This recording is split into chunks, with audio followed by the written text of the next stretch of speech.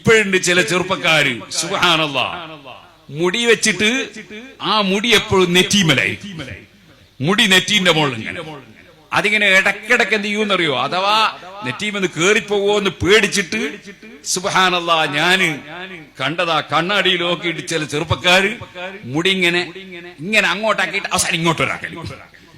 എന്നിട്ട് ചിലരിങ്ങനെ മുടി ഇങ്ങനെ പറിച്ചിങ്ങിടും. എന്നിട്ട് ഇങ്ങനെ നെറ്റിമേൽ മുടിയാക്കിയിട്ട് ഈ നെറ്റി ആരും കാണാൻ പാടില്ല എന്ന നിലക്ക് ഒരു മുടി വെക്കുന്ന സമ്പ്രദായം ഇപ്പൊ കാണുന്നുണ്ട്. ഈ സദസ്സിൽ അങ്ങനത്തെ ആരെയും കണ്ടിട്ടില്ല, അതുകൊണ്ടാണ് ഇപ്പൊ പറയുന്നത്. സദസ്സിൽ അങ്ങനത്തെ ആരെങ്കിലും ഉണ്ടെങ്കിൽ ആളുകളൊക്കെ വിചാരിക്കും അയാളെ കൊണ്ട് പറഞ്ഞതാണ്.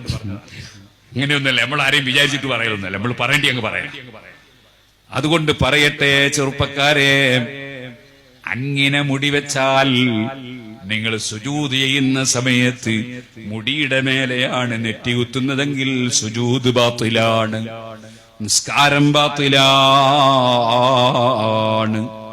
ഇതുപോലെ തലപ്പാവ് ധരിക്കുന്ന മുതഅല്ലിമീങ്ങളും ശ്രദ്ധിക്കണം. വലിയ തലയെക്കെട്ട് കെട്ടി അല്ലെങ്കിൽ ചെറിയ തലയെക്കെട്ട് കെട്ടി നെറ്റി മറച്ചുകൊണ്ട് തലയെക്കെട്ട് കെട്ടിയിട്ട് തലയെക്കെട്ടിന്റെ മേലെ സുജൂദ് ചെയ്താൽ സുജൂദ് ബാത്തിലാണ്. ചിലരെ സ്വഭാവം എന്താണെന്നറിയോ?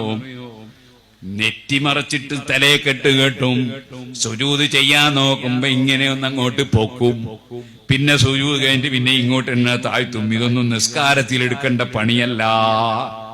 നിസ്കാരത്തിൽ അതുപോലെ തന്നെ മുടി ഇങ്ങനെ പൊക്കി പിടിച്ചിട്ട് സുജൂദ് ചെയ്യും. അതും വിവരമുള്ളവരാണ് ചെയ്യുന്നത്, മുടിയുടെ മേലെ പറ്റൂല എന്നറിഞ്ഞവരാണ്. പക്ഷെ അതും നിസ്കാരത്തിൽ ചെയ്യേണ്ട പണിയല്ല. അതുകൊണ്ട് അഷ്റഫുൽ ഖൽഖ് സല്ലല്ലാഹു അലൈഹി വസല്ലമ തങ്ങളെ പ്രിയം വെക്കുന്ന ചെറുപ്പക്കാരെ, നബിതങ്ങൾ മുടി വളർത്തിയിട്ടുണ്ട്. നിങ്ങൾ മുടി വളർത്തുന്നതിന് കുഴപ്പമില്ല, നബിതങ്ങൾ മുടി കളഞ്ഞിട്ടുമുണ്ട്. അതുകൊണ്ട് മുടി കളയുന്നതിനും കുഴപ്പമില്ല, മുടി വെട്ടുന്നതിനും കുഴപ്പമില്ല. പക്ഷേ ഇപ്പോൾ ചില ആളുകൾ ചില മുടി വെട്ട് തുടങ്ങിയിട്ടുണ്ട്. ബേക്കിൽ ഇങ്ങനെ ഒരു പകുതിയോളം അങ്ങോട്ട് പഠിച്ചു കളയുകയോ വെട്ടിക്കളയുകയോ ചെയ്തിട്ട് ഇവിടെ മാത്രം കുറച്ച് മുടി. അത് അല്ലാഹുവിന്റെ റസൂലിന്റെ സുന്നത്തല്ല, അത് സുന്നത്തിന് വിരുദ്ധമാണ്, ശരിയായ രീതിയല്ല. നമുക്ക് പിന്തുടരാനുള്ള നേതാവ് അതേ അഷ്റഫുൽ ഖൽഖ് മുഹമ്മദുർ റസൂലുള്ളാഹി സല്ലല്ലാഹു അലൈഹി വസല്ലമ തങ്ങളെക്കാൾ വിവരമുള്ള ഒരു വ്യക്തിയോ സൽ സ്വഭാവമുള്ള ഒരു വ്യക്തിയോ നബിതങ്ങളെക്കാൾ മഹത്വമുള്ള ഒരു വ്യക്തിയോ നബിതങ്ങളെക്കാൾ സുഗന്ധമുള്ള ഒരു വ്യക്തിയോ നബി സല്ലല്ലാഹു അലൈഹി വസല്ലമ തങ്ങളെക്കാൾ അലിവുള്ള വ്യക്തിയോ ദയുള്ള വ്യക്തിയോ നബിതങ്ങളെക്കാൾ നമ്മളെ പ്രിയം വെച്ച ഒരു വ്യക്തിയോ ലോകത്ത് ഇന്ന് വരെ ഉണ്ടായിട്ടില്ല, ഇനി ഉണ്ടാവുകയുമില്ല.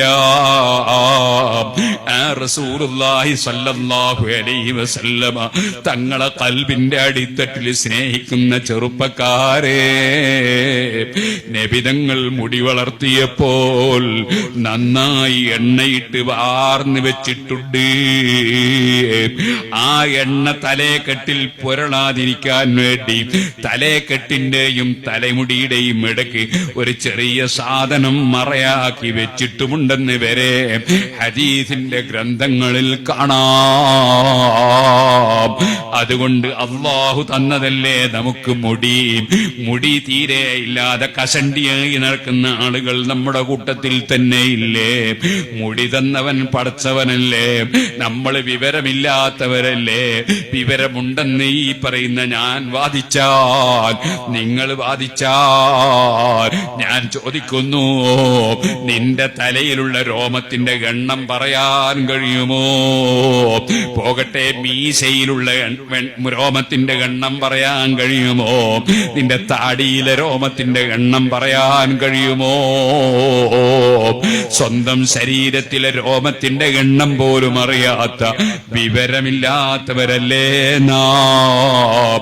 നമ്മൾ അഹങ്കരിക്കേണ്ടതില്ലല്ലോ, നമ്മൾ സിനിമാ നടന്മാരെ പിന്തുടരേണ്ടതില്ലല്ലോ, ഈമാനില്ലാത്ത തഖ്വയില്ലാത്ത ജനങ്ങളെ പിന്തുടരേണ്ടതില്ലല്ലോ.